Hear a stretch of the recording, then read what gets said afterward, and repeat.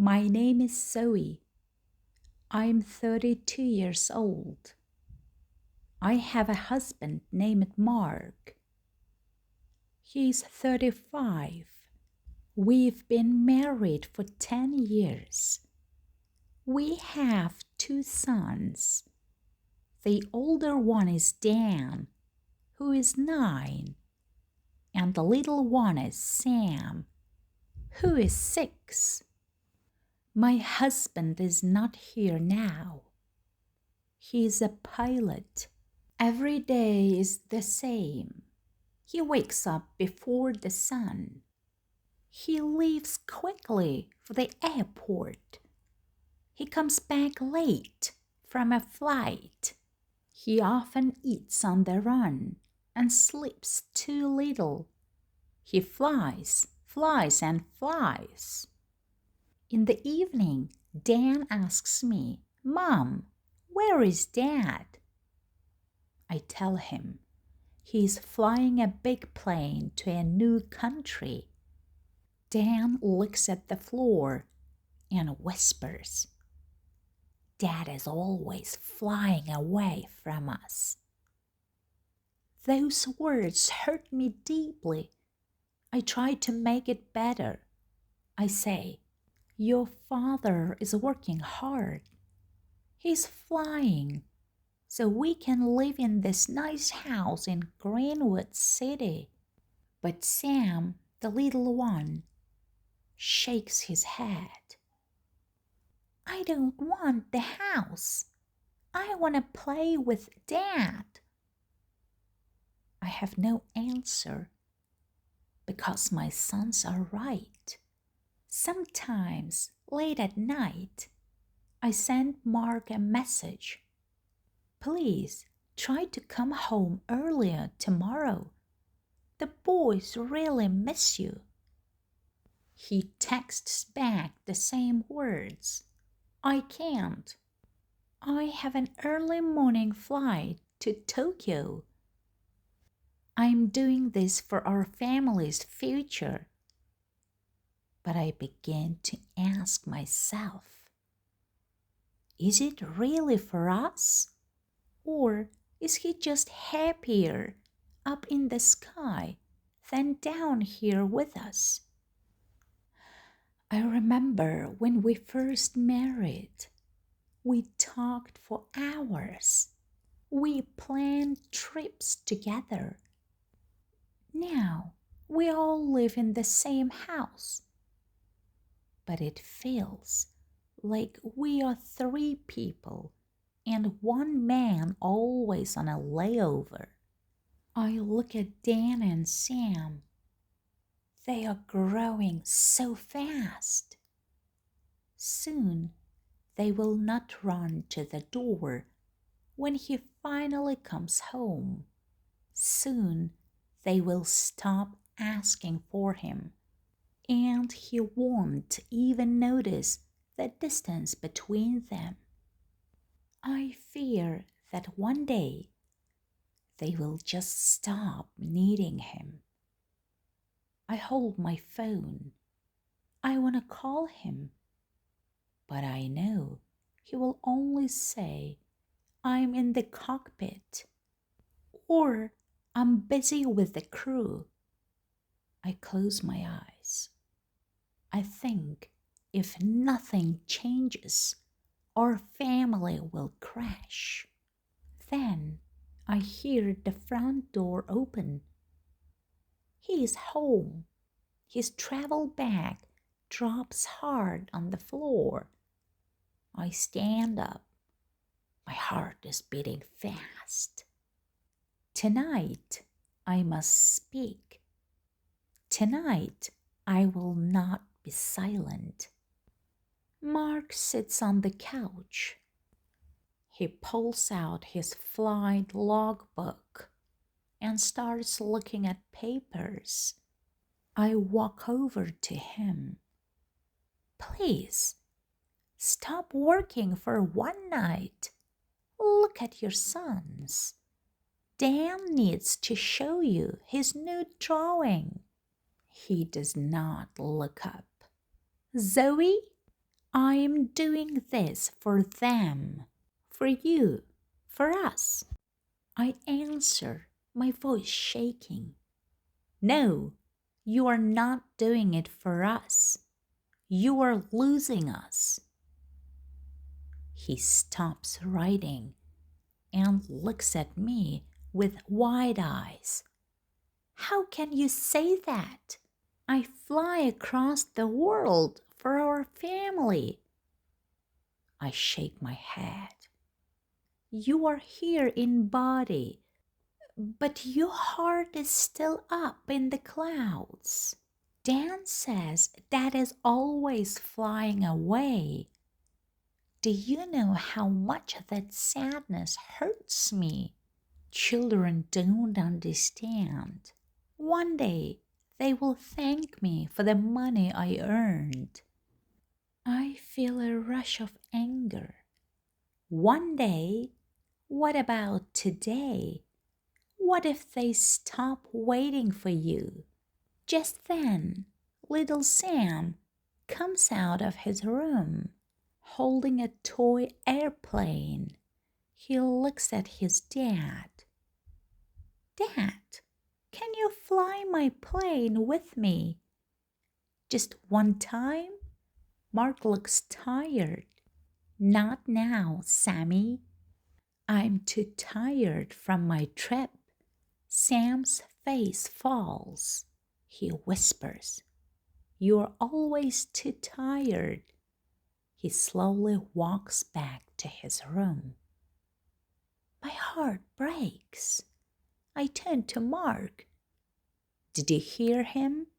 He doesn't ask for a new toy plane. He asks for you, and you say no. Mark sighs. I'll play tomorrow. What if tomorrow is too late? I ask, my voice full of pain. He says nothing. The next morning, the boys are at the table. Dan looks at his empty breakfast plate. Dad is gone again. I nod, trying to smile. He will be back later. Dan answers. Later is always too late. That evening, Mark comes home. He looks exhausted. He drops his bag and opens his laptop to check flight routes. I try again. Please sit with us, eat dinner, talk to us for just 15 minutes. He answers, I can't. My company boss, Mr. Chan, sent an important email I must answer. Dan stands up from the table. Then I will stop waiting for you. He runs to his room and slams the door. Mark looks at me, angry. He does not understand my sacrifice. I shout back, No, you don't understand his heart. That night, something changes. Sam leaves a note on Mark's pillow.